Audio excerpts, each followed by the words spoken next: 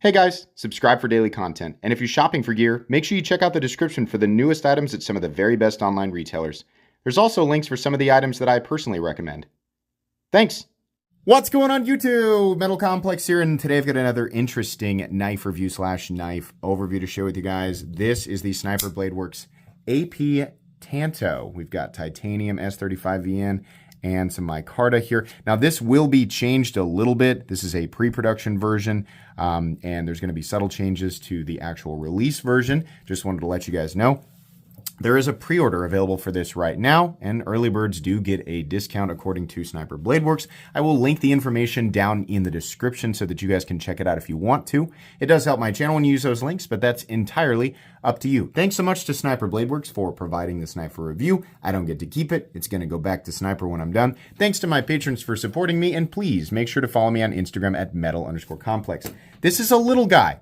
And it's a pretty expensive guy. We're going to talk about that for sure. But starting off here, let's go ahead and get a measurement. Overall length of the AP Tanto coming in at about 5¼ inches. It is a little, this by my own definition, I'm going to call this a little knife. The blade length is coming in at about 2.35. Cutting edge is 2 inches. How about some size comparisons? Any custom scales can be found down in the description under Original Goat and others, up against the 8010 and the 8020.5. Yeah, it is definitely on the smaller side. How about up against the Spyderco PM2 and the Spyderco Para 3? Once again, obviously smaller knife.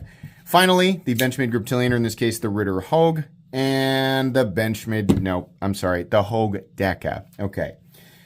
So how is the action on this knife? Let me divide this up a bit. It's actually very smooth, surprisingly smooth for being such a little knife. In fact, you can see there, I think another, 1 to 200 openings, and I could get this thing to pretty much drop shut. It's very smooth. And it's actually pretty easy to disengage and put away.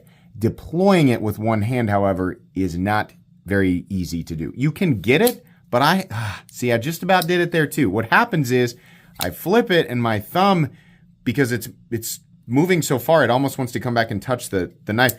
It's the reason that I don't like small knives with thumb studs is it's so awkward to find the position where you are bracing, right? And able to create the leverage that's necessary to deploy the knife. So I find myself, before I deploy it, I find myself doing this a lot, trying to find the right, and then, sort of almost throwing the whole knife out of my hands. Now, I think it would have been better if we had another stud on the other side. And, you might think, well, why don't you just flip it over?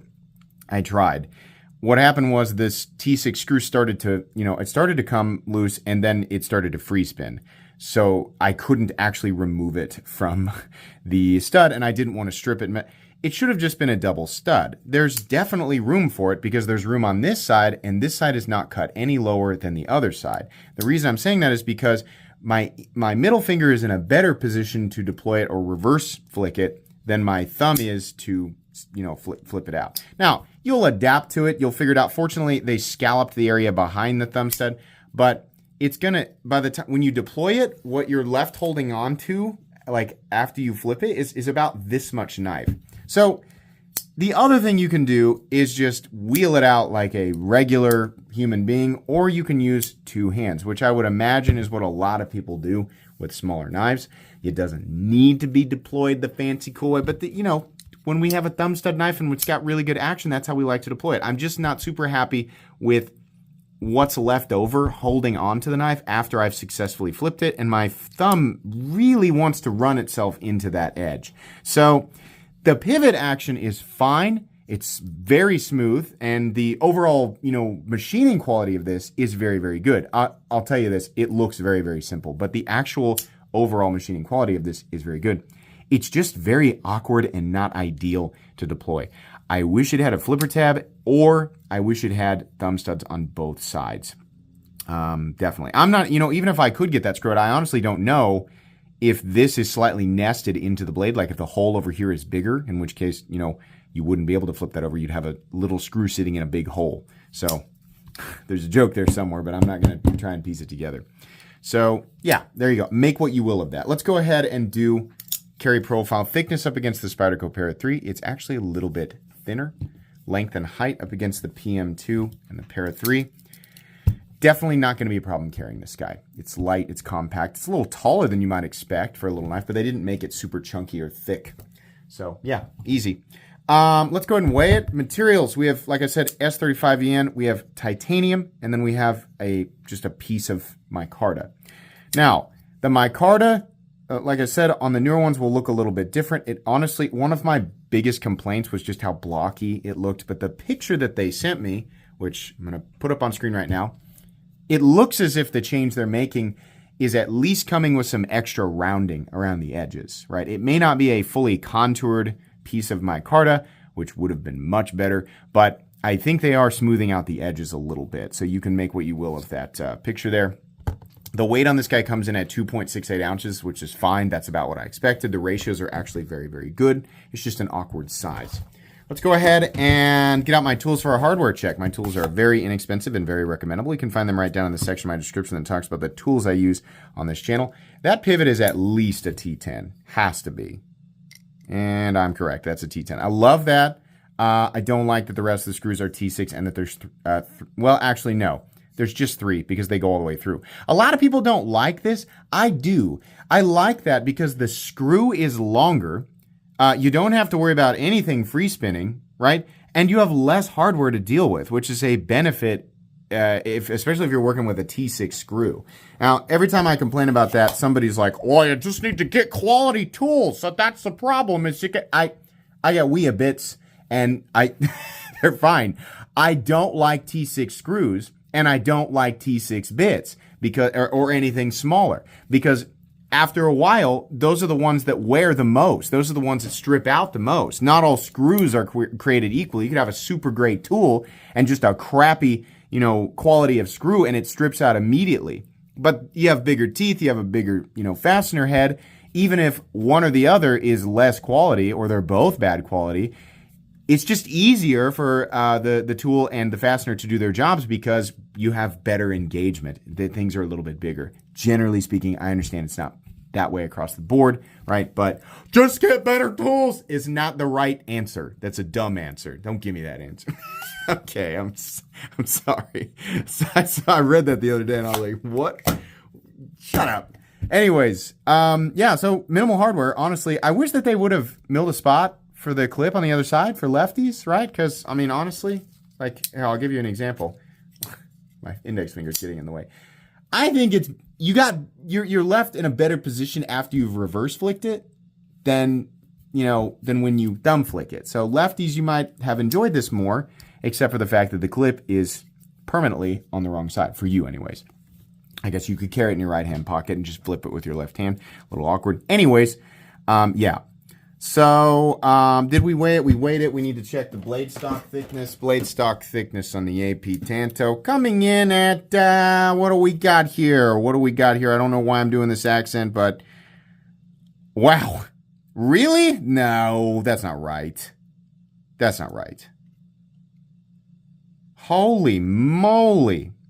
148 thousandths.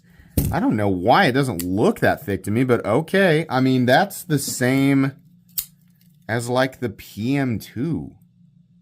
Okay. That's a really weird blade stock thickness for this knife, but okay. Anyways, we've done the hardware check. We've done the thing. Let's go ahead and move into the meat and potatoes. This is a bit of an awkward looking knife. It really looks like a lot of the other Sniper Bladeworks designs with this sort of hunched over, almost T-Rex look.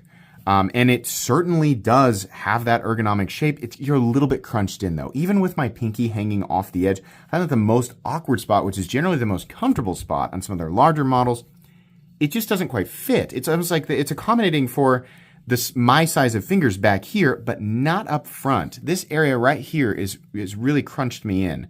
And if you get your first knuckle in there and turn your fingers sideways, it makes a little more sense, but there's not really a way to hold this knife that feels extremely comfortable. And I think it's just the fact that it's so small. If you like smaller knives, you probably won't have a problem with this. You'll probably think it's more ergonomic than a lot of the smaller knives that I carry, right? If you carry a lot of knives that are, 2 to 3 finger knives, a 2-finger knife. Oof. But, you know, a 3-finger knife or something like that, you might find that this is more ergonomic than those. But I like to carry a larger knife mostly because I like to feel like I've got a secure grip on it. Not just while I'm using it, but while I'm deploying it. And truthfully, I don't really have that either way. Now, here's the other thing, though. To be fair, it's not like it's not like anyone's ever going to use a knife like this in a super hard use situation. This is more of just to make a quick cut, right? And you got something cool, you got a little conversation piece in your pocket, right? But it is a little bit awkward to hang on to, and I'm mostly comparing it directly with their other models, right? Because their bigger stuff is magnificently ergonomic. I mean, some of the best ergos that I've ever felt, for sure.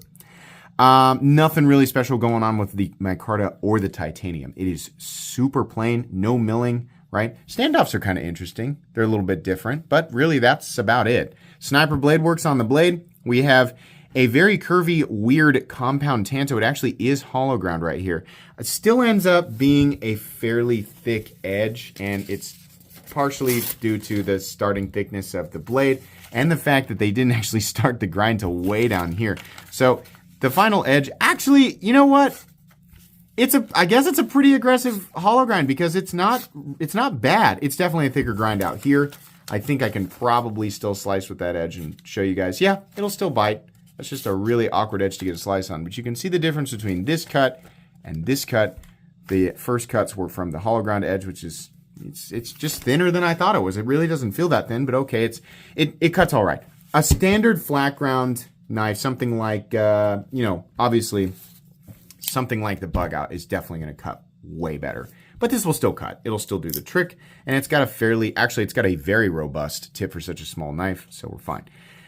The most interesting part of the knife is definitely the blade, and the thumb stud it almost looks out of place, but it's kind of cool. It's almost like a watch crown, and it's like knurled up here, and then the texturing on the side is kind of twisted. You will definitely get a hold of it. I would imagine the reason they over-textured it is so that when you do go to use your thumb, you definitely get a hold of it. And so it works. There's nothing else really on the blade. It's just satin finished compound tanto with a little bit of almost a clip point up here, and then an S35VN on the other side. Like I said, that screw is free spinning, and I don't like that. I really would have preferred just double studs. I think that would have been better.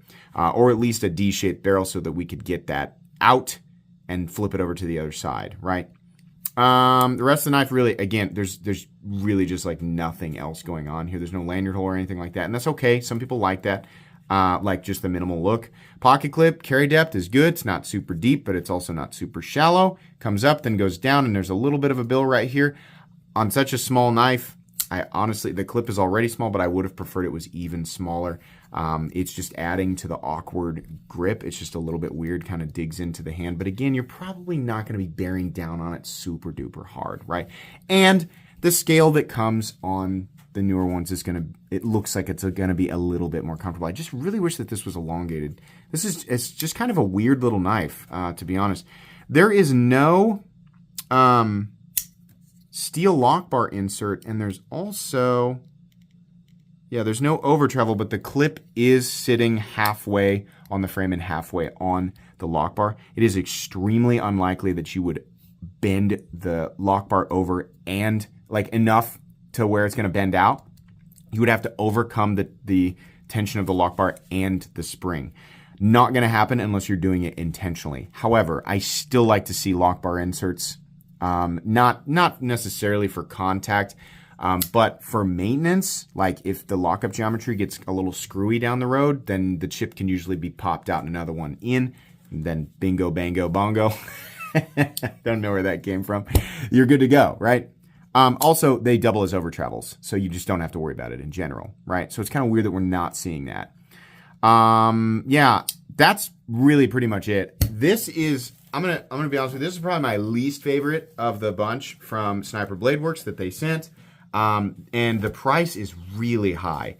Now, these are made in Taiwan, which I try to point out a lot. If you didn't know, Taiwan and China are not the same place. There's a lot more to that. But let's just talk about manufacturing, okay?